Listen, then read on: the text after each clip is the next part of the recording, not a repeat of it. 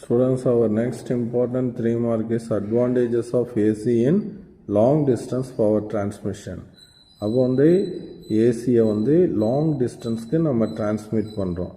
அப்போ என்னென்ன யூஸஸ் இருக்குங்கிறத இங்கே பார்க்க போகிறோம். அப்போ electric power is produced in large scale at power stations with the help of AC generator. AC ஜெனரேட்டரை யூஸ் பண்ணி அதிக அளவில் எலக்ட்ரிக் பவரை நம்ம பவர் ஸ்டேஷனில் ப்ரொடியூஸ் பண்ணுறோம். இந்த பவர் ஸ்டேஷன் எல்லாம் நம்ம வந்து classified based on the fuel used in the power station. Power ஸ்டேஷனில் யூஸ் பண்ணக்கூடிய அந்த ஃபியூலை அடிப்படையாக வச்சுட்டு நம்ம அதை கிளாசிஃபை பண்ணி வச்சுருக்கோம். இப்போ வாட்டர் யூஸ் பண்ணுறோம்னா அதுக்கு பேர் ஹைட்ரோ பவர் ஸ்டேஷன் அப்படின்னு சொல்லுவோம். அதே நேரத்தில் நம்ம கோலை யூஸ் பண்ணோம்னா தெர்மல் பவர் ஸ்டேஷன் அப்படின்னு சொல்லுவோம். அதே நேரத்தில் நியூக்ளியர் பவர் பிளான்ட் அப்படின்னு சொல்லுவோம். அதில் நியூக்ளியஸை பிரேக் பண்ணி வரக்கூடிய எனர்ஜியை வச்சுட்டு நம்ம பவரை ப்ரொடியூஸ் பண்ணுறோம். அடுத்து பார்த்தீங்கன்னா most of the stations are located at the remote places. எல்லாமே ஊருக்கு ஒதுக்குப்புறமான இடங்களில் அந்த மாதிரி இடங்களில் தான் அமைச்சிருப்போம். அங்கே ப்ரொடியூஸ் பண்ணக்கூடிய பவர் என்ன பண்ணுறோம் அப்படின்னா transmitter over long distance throw transmission lines. பாருங்கள், எல்லா இடத்துலையும் அந்த மேலே இங்கே என்ன பண்ணியிருக்காங்க, transmission line all over the country, all over the village, எல்லா இடங்கள்லையும் அந்த பவர் லைன்ஸ் போயிட்டே இருக்கும். ஸோ அதில் தான் நம்ம என்ன பண்ணுறோம் அப்படின்னா அனுப்புகிறோம். அப்போ அதிலிருந்து தான் நம்ம என்ன பண்ணுறோம் அப்படின்னா actually consumed. This process is called power transmission அப்படின்னு சொல்கிறோம். But there is a difficulty during power transmission. அந்த பவர் டிரான்ஸ்மிஷன் பண்ணும்போது அதில் ஒரு சின்ன ஒரு சிக்கல் இருக்குது. என்ன சிக்கல் அப்படின்னா a seizable fraction of electric power is lost due to Joule's heating. அப்போ அந்த பவரை நம்ம டிரான்ஸ்மிட் பண்ணுறோம். அந்த டிரான்ஸ்மிஷன் லைன்ஸில் அந்த மாதிரி அந்த எலக்ட்ரிக் பவர் அந்த மாதிரி மேலே அப்படியே டிரான்ஸ்மிட் ஆகும்போது இதில் என்னாகும் அப்படின்னா ஜூல்ஸ் லா ஆஃப் ஹீட்டிங் படி I² R amount of energy வந்து கண்டினியூஸாக லாஸ் ஆகிட்டே இருக்கும். அப்போ நம்ம நாடு முழுக்க அந்த பவர் லைன் வழியாக நம்ம ஜென்ரேட் பண்ணுறதை அனுப்பும்போது என்னாகும் அப்படின்னு கேட்டோன்னா கிட்டத்தட்ட நிறையா பவர் என்ன ஆயிரும், லாஸ் ஆயிரும் அதிக டிஸ்டன்ஸ் நம்ம அனுப்பும்போது. So there is lost due to Joule's heating in the transmission lines which are hundreds of kilometers long அப்படின்னு சொல்கிறோம். அப்போ இந்த பவர் லாஸை நம்ம என்ன பண்ணோம், ரிடியூஸ் பண்ணோம். அப்போ ரிடியூஸ் பண்ணோம்னா என்ன பண்ணோம், இதுதான் பவர் லாஸ் I² R. ஒன்று you reduce the current or you reduce the resistance of the wire. அப்போ ரிடியூசிங் ரெசிஸ்டன்ஸ் ஆஃப் த வயரை வந்து பார்த்தோன்னா எப்படி ரிடியூஸ் பண்ணலாம் அப்படின்னு கேட்டோன்னா பை இன்க்ரீஸிங் திக்னஸ். அப்போ ரெசிஸ்டன்ஸ் வந்து ஆல்ரெடி நான் டிஸ்கஸ் பண்ணியிருக்கேன். Resistance is inversely proportional to area. அப்போ ஏரியா ஆஃப் கிராஸ் செக்ஷன் வந்து πr². அப்போ அதனுடைய ரேடியஸ் அதிகப்படுத்தணும். அதாவது நல்ல தடிமனாக இருந்தால் ஏரியா ஆஃப் கிராஸ் செக்ஷன் அதிகமாக இருந்தால் அதனுடைய ரெசிஸ்டன்ஸ் வந்து கம்மியாக இருக்கும். அப்போ to reduce the resistance we use thick wire of copper or aluminium. So for transmission purpose என்ன வயரை யூஸ் பண்ணுறோங்கிறது ஒன் வேர்டில் கேட்பான், காப்பர் ஆர் அலுமினியம். அப்போ வந்து நல்ல தடிமனான வயரை போட்டோம்னா என்னாகும் அப்படின்னா அங்கங்கே தந்தி கம்பம் அப்படின்னு சொல்லியிருக்கோம்ல, போல்ஸ் எரெக்ட் பண்ணுவோம் இல்லையா. அப்போ இதை சப்போர்ட் பண்ணுறதுக்கு நல்ல பெரிய பெரிய போல்ஸை நம்ம எரெக்ட் பண்ணணும். ஓகேவா? அப்போ which increase the cost of transmission. அப்போ நிறையா வந்து நம்மளுக்கு செலவு அதிகமாகும் அப்படிங்கிறத சொல்கிறான். This increase the cost of production and transmission lines and other related expenses. So this way of reducing power loss is not economically viable. அப்போ இந்த மாதிரி நம்ம வந்து பவர் லாஸை குறைக்க முடியாது. ஏன்னா எப்படி குறைக்க முடியாது, ரெசிஸ்டன்ஸை ரிடியூஸ் பண்ணி பவர் லாஸை குறைச்சா நம்மளுக்கு வேறு விதமாக செலவுகள் வந்து அதிகமாகும் அப்படின்னு சொல்கிறோம். அப்போ இதை வேறு எப்படி குறைக்கலாம் அப்படின்னா பை டிக்ரீசிங் கரண்ட். ஐயை தான் இப்போ நம்ம குறைச்சா. ஏன்னா அதுக்கு தான் ஆல்டர்னேட்டிங் கரண்ட்டுக்கு ஒரு ஹைலி important property இருக்குது. Without varying its frequency we can increase the voltage or we can decrease the voltage by using transformer அப்படின்னு நம்ம சொல்லியிருக்கோம். அப்போ power produced is alternating in nature. ஏசியில் தான் நம்ம உருவாக்குறோம். there is a way out. அதில் ஒரு வழி இருக்குது. most important property of alternating voltage, it can be stepped up, stepped down using transformer, could be exploited in reducing current. அப்போ கரண்ட்டை நம்ம reduce பண்ணிக்கலாம். thereby we reducing the power losses to a greater extent அப்படின்னு சொல்லலாம். அப்போ power ஸ்டேஷனில் produce பண்ணக்கூடிய power என்ன பண்ணலாம் அப்படின்னா யூஸிங் ஸ்டெப் அப் டிரான்ஸ்ஃபார்மரை யூஸ் பண்ணி we increase the voltage by decreasing it current. அப்போ ஆல்டர்னேட்டிங் வோல்டேஜை இன்க்ரீஸ் பண்ணுறேன், கரண்ட்டை என்ன பண்ணிடுறேன் டிக்ரீஸ் பண்ணிடுறேன். கரண்ட் டிக்ரீஸ் ஆச்சுனாவே பவர் லாஸ் என்னது ஜூல்ஸ் லாஸ் ஆஃப் பவர் என்னது I² ஆரா. அப்போ I டிக்ரீஸ் ஆகும்போது பவர் லாஸ் என்னாகும் டிக்ரீஸ் ஆயிரும்.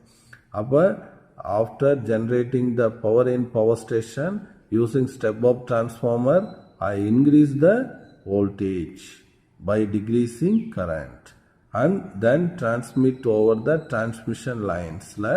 high voltage நான் transmit பண்ணும்போது அங்கே there is no loss, there is no appreciable loss of energy. And இங்கே வந்து சிட்டிக்குள்ளே வந்தோன்னா அந்த சப்ஸ்டேஷன் அதுக்கு முன்னாடி வந்து ஒரு டிரான்ஸ்ஃபார்மர் வச்சுருப்போம். அங்கே என்ன பண்ணுறோம்னா ஸ்டெப் டவுன் டிரான்ஸ்ஃபார்மரை யூஸ் பண்ணுறோம். Where step down transformer the voltage is reduced by increasing current. அப்போ வோல்டேஜை ரிடியூஸ் பண்ணிவிட்டு கரண்ட்டை நான் என்ன பண்ணிடுறேன் இன்க்ரீஸ் பண்ணிடுறேன். And it is given to the substation where it is divided to the subsequent consumers அப்படின்னு சொல்லி முடிக்கிறான். அப்போ using step down transformer by reducing the voltage and increasing current, then it is given to the consumers அப்படின்னு சொல்கிறான். thus the power transmission is done effectively, efficiently and economically அப்படின்னு சொல்கிறான். ஓகேவா? அப்போ பவர் ஸ்டேஷன்லேருந்து நம்ம அனுப்பும்போது என்ன டிரான்ஸ்ஃபார்மரை யூஸ் பண்ணுறோம், அங்கே வோல்டேஜ் இன்க்ரீஸ் பண்ணோம். அப்போ ஸ்டெப் அப்பை யூஸ் பண்ணுறோம். சிட்டிக்குள்ளே வந்தோன்னே அந்த வோல்டேஜை ரிடியூஸ் பண்ணிவிட்டு கரண்ட்டை இன்க்ரீஸ் பண்ணணும். அப்போ இன் சிட்டி சப்ஸ்டேஷனில் என்ன யூஸ் பண்ணுறோம், ஸ்டெப் டவுன் டிரான்ஸ்ஃபார்மரை யூஸ் பண்ணுறோம். ஸ்டூடெண்ட்ஸ், இப்போ லாங் டிஸ்டன்ஸில் வந்து எலக்ட்ரிக் பவரை ஹை வோல்டேஜில் டிரான்ஸ்மிட் பண்ணால் அங்கே பவர் லாஸ் குறைவாக இருக்கும் அப்படின்னு நம்ம டிஸ்கஸ் பண்ணோம். அதை ஒரு எக்ஸாம்பிள் மூலமாக நம்ம இப்போ இல்லுஸ்ட்ரேஷன் மூலமாக எக்ஸ்பிளைன் பண்ண போகிறோம். Here the electric power generated in the power station 2 million watt, 2 into 10 power 6 watt is transmitted to a place through the transmission lines of total resistance எவ்வளவு 40 ohm resistance உள்ள wire வழியாக அனுப்ப போகிறோம். எப்படி அனுப்ப போகிறோம், 2 different voltagesல அனுப்ப போகிறோம். one is lower voltage 10 kilovolt voltage, இன்னொன்று வந்து higher voltage 100 kilovolt. அப்போ let us now calculate and compare the power losses in these two cases அப்படிங்கிறத நம்ம இப்போ பார்க்க போகிறோம். ஸோ கிவன் திங்ஸ் இப்போ நான் எழுதியிருக்கேன். Power 2 million watt or megawatt. அப்போ 2 into 10 power 6 watt. ரெசிஸ்டன்ஸ் வந்து 40 ohm. ஃபஸ்ட்டு லோவர் வோல்டேஜில் அனுப்புகிறேன் 10 kilovolt. கிலோவுக்கு ஒரு 10 power 3. இதை ஃபுல்லாக 10 power 4 வோல்ட்டுன்னு எழுதி வச்சுக்கிறேன். இப்போ பவருக்கு ஃபார்முலா வந்து V into I. அப்போ therefore கரண்ட் கால்குலேட் பண்ணலாம். I equal to P by V. P எவ்வளவு 2 into 10 power 6. V வந்து 10 power 4. ஓகேவா? அப்போ எவ்வளோ வரும் 2 into 10 power 2. அப்போ கரண்ட்டோட வேல்யூ வந்து 200 ஆம்பியர். இப்போ அடுத்து வந்து என்ன பண்ணோம், பவர் லாஸ். அதாவது ஹீட் ப்ரொடியூஸ்டு, அதுதான் பவர் லாஸ் அப்படின்னு சொல்லுவோம். அது வந்து என்னது I²R. அப்போ I வந்து எவ்வளவு 200, அப்போ 200², R வந்து ஒரு 40 ohm, அவ்வளோதான். அப்போ இதை மல்டிப்ளை பண்ணால் என்னது 2 ஸ்கொயர் பண்ணால் 4, 10⁴ இன்ட்டு 14 வரும். இப்போ அதை மல்டிப்ளை பண்ணால் என்னது 160 இன்ட்டு 10⁴ அப்படின்னு உனக்கு வரும். இது எப்படி எழுதுறான் 1.6 இன்ட்டு 10⁶ வாட். இப்போ அடுத்த ஸ்டெப்பில் பர்சன்டேஜ் ஆஃப் பவர் லாஸ், எவ்வளோ பர்சன்டேஜ் லாஸ் ஆகிருக்கு.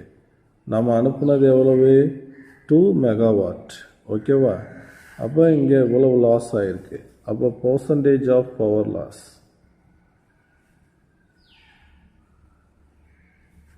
பர்சன்டேஜ் ஆஃப் பவர் லாஸ்னால் நம்மளுக்கு லாஸ் ஆனது, லாஸ் இன் பவர், நம்ம அனுப்புனது வந்து 2 மெகாவாட்.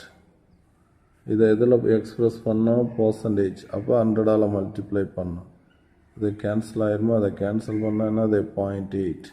அப்போ 0.8 இன்ட்டு 100 வந்து ஆல்மோஸ்ட் 80% நம்ம அனுப்புனது லாஸ் ஆகுது. இப்போ when we transmit at a lower voltage, when we transmit at higher voltage, அதே பவர் தான் அதே ரெசிஸ்டன்ஸ் உள்ள டிரான்ஸ்மிஷன் லைனில் ஹை வோல்டேஜில் 100 kV டிரான்ஸ்மிட் பண்ணுறேன். கிலோக்கு பதிலாக 10⁻3, அப்போ ஹோலாக 10⁵ வோல்ட்னு எழுதிக்கிறேன். Then again I calculate the current using this power formula. அப்போ I = P/V. ஸோ P வந்து 2 இன்ட்டு 10⁶, அண்டு V வந்து எவ்வளவு 10⁵ வருதா. அப்போ இது கேன்சல் ஆச்சுன்னா 10 மட்டும் இருக்கும். அப்போ கரண்ட்டோட வேல்யூ 20 ஆம்பியர். ஸோ அப்போ வந்து power loss formula I²R. So I வந்து 20, R வந்து 40, ஓகே. இப்போ 20² என்னது 400, 400 இன்ட்டு 40, 16,000 அப்படின்னு இருக்கும், ஓகேவா. அப்போ இதை நம்ம 1.6 இன்ட்டு 10⁴ வாட்னு எழுதிக்கலாம். அடுத்து percentage of power loss.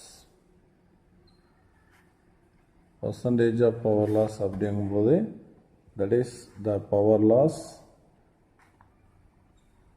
by original power transmitted 2 into 10⁶ into என்ன போடணும் 100 போடணுமா, பர்சன்டேஜில் எக்ஸ்பிரஸ் பண்ண போகிறோம். இதை கேன்சல் பண்ண என்ன வரும் 0.8 வருமா.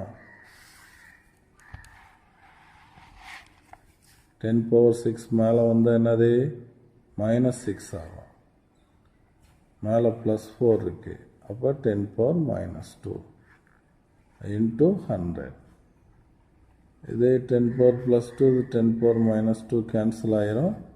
அப்போ பர்சன்டேஜ் ஆஃப் பவர் லாஸ் எவ்வளவு 0.8% only when it is transmitted at 100 kV.